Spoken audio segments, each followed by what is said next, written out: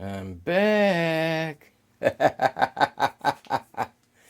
ah, dragged out of retirement by a bad product purchase. This is about the Lee collator. Someone's 3D printed version that I thought was going to be the ticket, just what I was looking for, and turned out to be an utter disappointment. And so far, they don't want to make it right. So, guess I'm going to have to put in a claim at Etsy because this guy missed the mark on so many levels. Yeah, let's get to it. All right. I've been modifying my collator. This one's a factory fresh one. I bought a backup because, well, I'm modifying. Things go wrong. I need a backup plan. You know, go back square one. Now, my goal was getting it to feed 223 well. And, well, I've accomplished that. There's been a few things. The first thing I did was I modified the holes. And that went a long way, but not good enough. And then I started thinking, there's not a whole lot of angle here. Or ramp it up a bit more. And I channeled my inner red-green, broke out the duct tape, and lo and behold, it worked. It's ugly, but it works. And I'll show you that a little later. But not long after doing the duct tape part, which was quite a while after I did the holes, saw this on Etsy. And you may already see some problems with it. Here we go.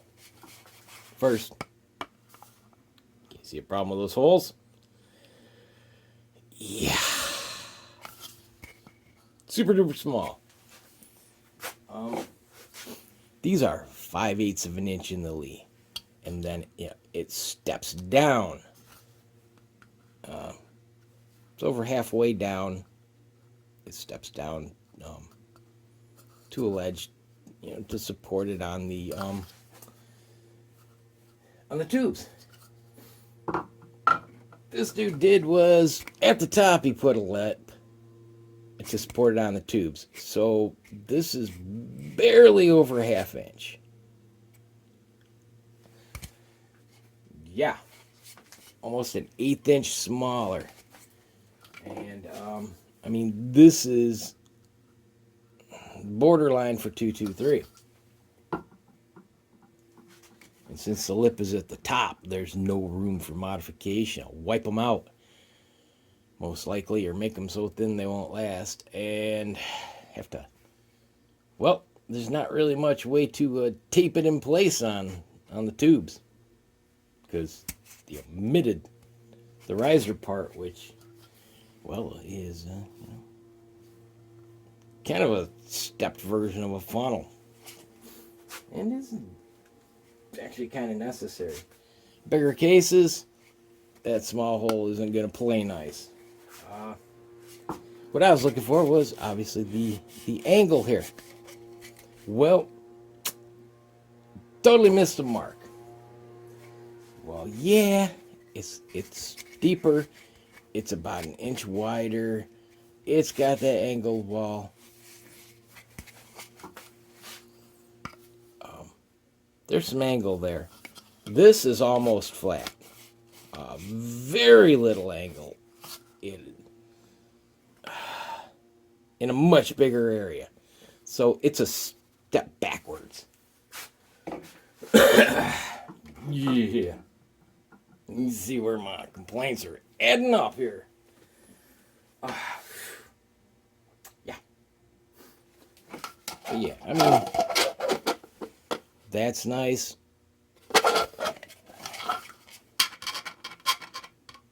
That's nice.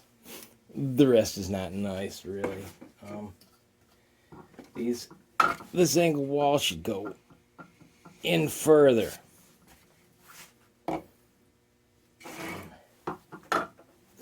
Now, to that later. Here's what I did. And yeah, like I said, it's red, green, ugly. First part I did was the holes. You may be able to see the difference there. Look at the division part, and you can see how much thinner I've made them. It's actually a little dip in them. I made them as thin as possible. The way I did that was with a stepless bit. I basically I modeled it after my core shaker.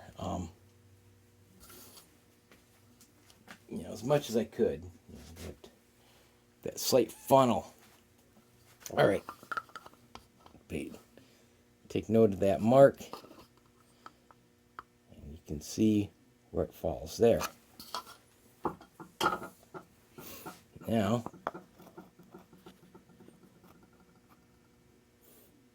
yeah, significant difference. So the holes are wider, they're tapered, and you got basically a knife edge-ish right here. So it shifts the balance point or towards the neck, so they're going to fall in easier. It's a little wider, the diameter, and also it's the base, so it slides in easier. And thing is, like 9mm, I haven't noticed the holes didn't appreciably make more cases going upside down. It's negligible. So that ended up not being a problem. That's what I was worried about. And I got a fresh one. In case it didn't work out, I could use this for 9mm. And backup plan. But as it stands, I haven't used it. And this angle here really made a difference for 223. I mean, the hole's very noticeable. Adding this, new level. Yeah. And then I added one more thing just today that's a little bit more. Now, let's put this factory one on here. For any of you who've fed 223 through these, you don't know about how it goes.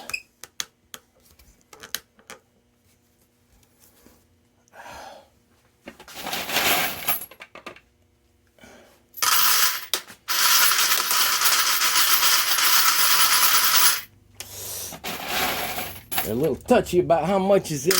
Too much, they don't flow. Not enough, they don't flow.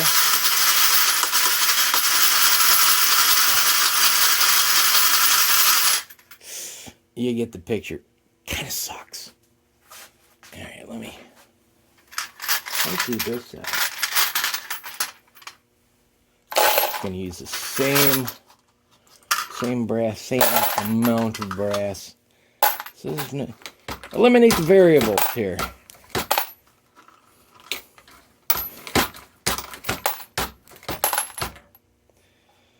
Okay. It's tight. It's new. All right. Put this one on. And you will see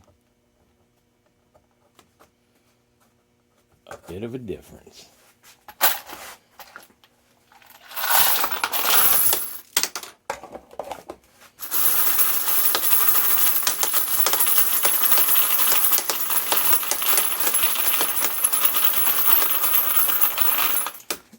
It's like rain compared, a good rain versus a sprinkle. And modifying the holes really helped, but adding the angled walls just compounded the goodness. I was wondering, anybody know what that holds for right here? Is there an option or something that pops in there? What's the deal with that? I have no idea. Does anybody? This is Lee. But anyway, I started thinking, what if, there was like something that popped in there, like a broadhead, blades to divide this so that cases are guided in instead of bouncing off each other, which is a lot of what holds them from dropping in. And you're shaking and they just, not making it. Instead of deflecting each other downward, they just, bounce out of range. And so, I didn't have anything like that, but what I have is a cut off decapping pin. It's broken, and I used half for one thing, and well, now what I did was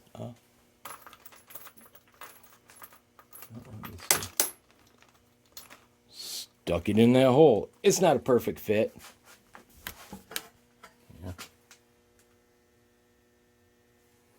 But, oh, come on. Get on there. There we go. Oh.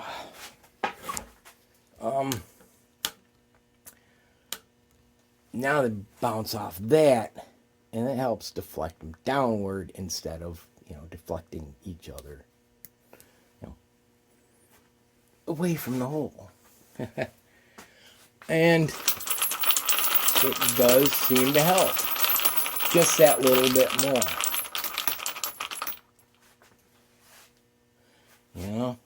The improvements stack and build on one another.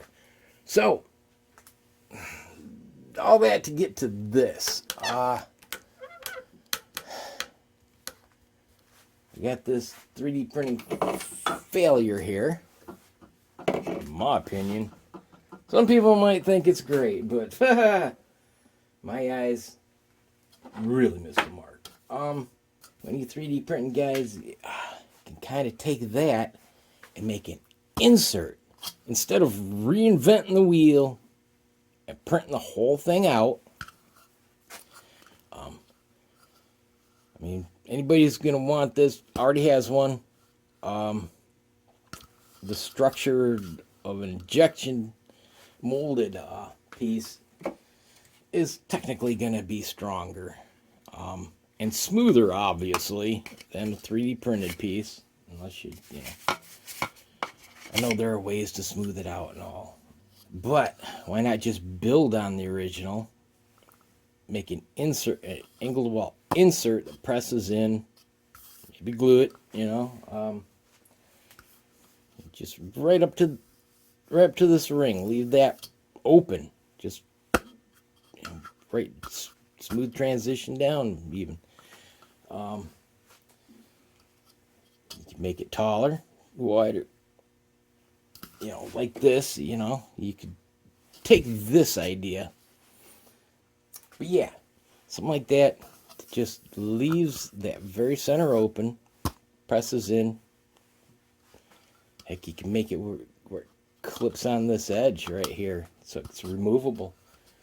And then, if you wanted to do the hole mod, you can. Or I bet the angle would help without, but the hole mod was by first thing I tried. Like I said, it made a big difference. But yeah, if someone does that, let me know. I'll want one. And it would be, a lot less. Like I said, this is structure's already there. Why not use what exists and people already have? I mean, if they're looking to replace this, they've got one. Most likely, unless they trashed it. And if it clips on and it's cracked, if there's enough, it's going to replace it. It's just going to kind of refurbish and improve it, so to speak. Look at all the possible wins. So yeah, challenge to people out there. Yeah, you charge $10 for this and garbage. Test your products before you shove them out for sale. I mean, I'm wondering if the guy actually uses his product, because it is just not right. Ooh, if I ran it enough.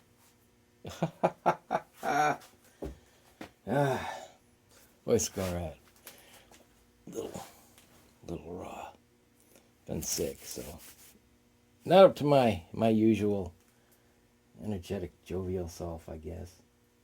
I'm trying. All right, well, I'll leave you with that. Hold on, there was something else I was gonna mention. Oh, yeah, I have to find the guy's name. If anyone is struggling with the stinking spring, might as well throw this in. Struggling with this, bending all the time and flexing. Someone out there, I'll have to look up who it is. He showed that you flip this so it's coming in from underneath, because they hook it from the top. At least it seems that way. Hook it from underneath, and it eliminates that. I wasn't sure what the guy's right. It totally fixed, because I struggle with that all the time. It frustrated me no end. But now this thing runs smooth. Huh. So much for the bonus material. All right, well, guess I'll leave you that. Have a good one. God bless Santa.